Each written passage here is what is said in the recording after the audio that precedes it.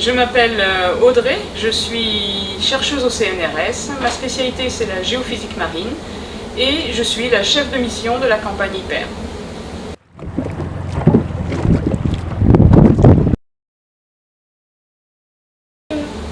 Donc nous avons commencé à travailler sur la campagne en 2017, quelques mois après le séisme de Pedernales, un séisme de magnitude de 7,8 qui a impacté fortement la population d'Équateur. Ce séisme a eu lieu à 20 km de profondeur, quasiment sous les pieds où nous sommes actuellement, en mer. Et nous avons organisé toute cette campagne pour essayer de comprendre le fonctionnement de cette zone de subduction où nous sommes. Pour cela, nous utilisons des sismomètres fond de mer, ce que nous appelons les OBS. Donc nous avons disposé les OBS sur un maillage le long d'une grille pour avoir une image générale de la zone.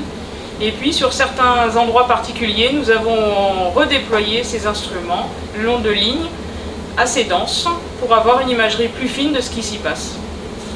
Le bateau est également équipé de plusieurs instruments et donc nous avons fait en même temps l'acquisition de données gravimétriques, de données de bathymétrie, c'est-à-dire la topographie des océans, et puis de données de sondeurs de sédiments.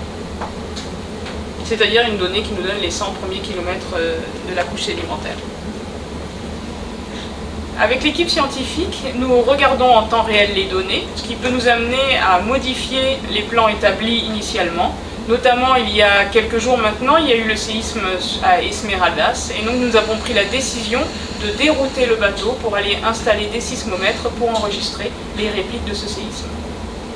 Donc toutes ces données vont nous permettre d'avoir une image plus fine de ce qui se passe sur cette zone de subduction, une zone assez spéciale où on a notamment des ruptures assez brutales qui donnent le grand séisme comme le séisme de Pedernales, et puis une zone ou des endroits où il y a des séismes, ce qu'on appelle nous des séismes lents, donc des séismes qui ne sont pas ressentis par la population.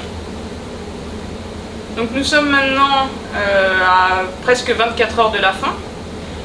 Nous avons commencé à regarder les données que nous avons obtenues, néanmoins la masse de données obtenues est tellement énorme que ces données vont être traitées en laboratoire. Donc en laboratoire je ne suis pas seule, évidemment c'est toute une équipe qui est derrière moi avec des collègues équatoriens, allemands et anglais.